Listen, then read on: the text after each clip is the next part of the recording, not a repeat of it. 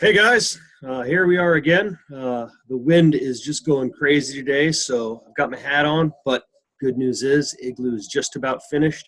I should have that all wrapped out over the weekend, and then I'll be good to go on Monday. We're broadcasting from inside, so it's going to get a lot warmer. I won't have to have this ridiculous coat on. I hope you guys are doing great. I'm going to go ahead and go through the grammar lesson, okay? You guys remember how easy these are. Usually we'd go around the room and I just call on you, but I don't have that luxury today. So here's what we're going to do. I'm going to just kind of go through some of the examples, and you guys just follow along with me, and hopefully you'll get it all figured out. I wish we were all doing this in person, but this is what we got. So anyway, let's go ahead and get started. What we're talking about today is vague pronoun reference. Now, pronoun, remember, is when you refer to something indirectly, right? If I were to say the igloo, I could call the igloo it. Right? We do this all the time, and we had a lot of fun the last time we used pronouns, talking about how often pronouns come up. We tried not to use them. You remember, it just sounded crazy. So what a vague pronoun is when we use a pronoun and we don't specify what thing we're referring to. A good example of that, let's say I said the bike, the car, and the road, right? And I'm just referring to all three of those things. And then I were to say, yeah, it's black. What's black? Is the bike black? Is the road black? Or is the car black?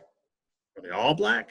I didn't get specific, and that's a vague pronoun. You'd want to know what it is I was referring to.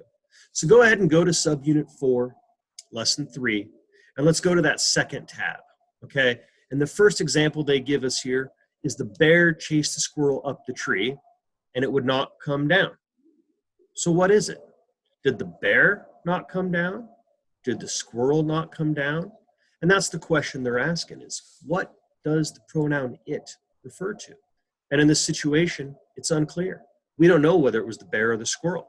The bear could have fallen out of the tree. The squirrel could have jumped away. We don't know. But that's the point. So the correct answer on that first one there is C. Okay, let's go ahead and go to the second question. Sally grabbed the flashlight and pushed the button, but it was broken. Okay, so what was broken? Was the button broken? Was the flashlight broken? In that situation, I think you guys can sort that one out. I'm not going to give you the direct answer, but I think that you see the problem. Okay, so let's go ahead and go on to the third one here. The third one, Nina told Sarah that the teacher suspected she had cheated on the test.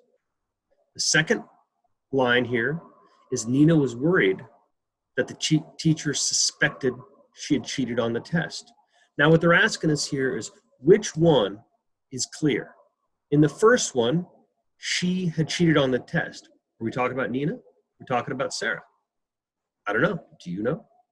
In the second one, Nina was worried that the teacher suspected she had cheated on the test. Is that one clear? So what they're asking you over here is which one is clear? The first sentence, the second sentence, both of them, neither of them. Just go ahead and make your selection on that. I think you guys get the answer to that one as well. The fourth one is his bike was damaged when he rode it into the parked car. That's the first sentence. The second sentence says when he rode his bike into the parked car, he damaged it. See the difference there? The first one says his bike was damaged. So what was the it? I think it's pretty clear. The second one, what was damaged? Was it the bike or was it the parked car? You see how that goes there, guys? The fifth one I'm going to leave to you guys to do on your own. I don't want to give you all the answers. Go ahead when you're finished there. Go to the third tab. The third tab, here's the first question. Can you take the chain off the bike and fix it? What does the it refer to? Is it the bike? Is it the chain? Is it unclear? What will it be? The second one, Karenna and Larry are great parents. They play with their children all the time. Who's the they in that one? Is that pretty clear? Third one, the managers have a meeting with the workers every week to discuss the projects they're working on. What is it, the they that they're working on? Okay. What they're saying is that it's unclear in that. So what you've got to do is find the revised sentence that makes it a lot more clear. I'm going to go ahead and skip to the 4th tab because I think you guys get it.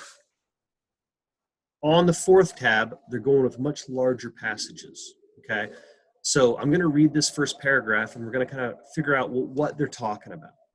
Here's the paragraph. Clearly, the narrator of The Telltale Heart is mad. First, he tries to say that he is nervous, not mad. Then he decides that he doesn't like the old man because of his eye, which he can't do anything about. Finally, he continues to be nice to this old man, even though he is planning to kill him. See where they underlined he right there, talking about something, the eye, he can't do anything about. Well, so who can't do anything about it? Can the old man do anything about it? Or can the narrator not do anything about it? I'm going to argue we don't know the answer to that. So the answer for this one is C. It's an unclear pronoun reference. Did you guys get that? You got to make sure that the person who's reading this knows exactly who it is we're talking about. And I will argue for sure in that one that it's a little unclear.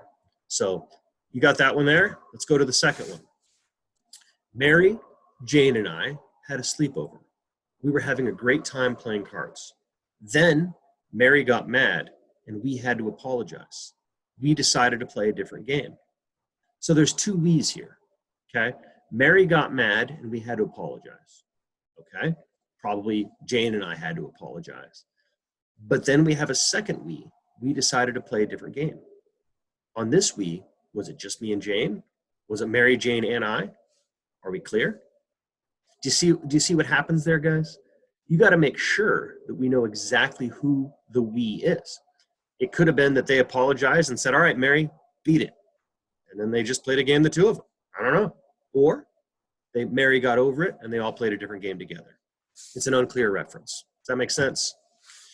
Third one, in the story by Virginia Hamilton, MC Higgins has all the skills needed to live on the mountain. He can find his way in the deep woods, and he can hunt and fish for the food he needs. He can even swing across ravines on tree vines. Who's the he referring to? I'll let you guys take that one out on your own. We're going to go ahead and go to the 5th tab. 5th tab is basically doing the same kind of thing, okay? It's making sure that we can identify what needs to be done. So you've got a long passage over here on the side, and so they want to know what it is that would replace the him, the underlined him, and make it really clear and not repetitive. So I'm going to read the whole thing, and you guys see if you can sort it out. Sherlock Holmes has a few key traits. He's a keen observer who notices even small details. He's not easily distracted by the first explanation. And Sherlock Holmes is guided by logic, not passion. These qualities help him solve each and every mystery presented to him. So it's a little redundant because they already have him in the sentence first, and we don't want to have it a second time. So what noun or noun phrases could we change this with? The first one is just leave it like it is. The second one, you could put Sherlock Holmes in. The third one, you could put this great detective. Or the fourth option is this guy. What do you think? So go ahead and go through the rest of these. There's 4 more after this. This is an easy 10 points, guys. Again, I want you to get your grades up. You'll notice that I've changed it so that the videos are now just linking straight back to YouTube. I found that it was a lot faster to upload to YouTube than for me to try to put the information on Canvas and put the information in every Google Classroom. So all you got to do is click the little YouTube link. It's going to go there. Rest assured, there shouldn't be any ads. I made sure that I'm not going to get paid a penny on this thing. I just want to make sure that we make this as easy as we can for you guys to get the information. Again, keep reaching out to me, guys, if you need anything. My email is bakkemi@tulsaschools.org. I'm here, whatever you guys need.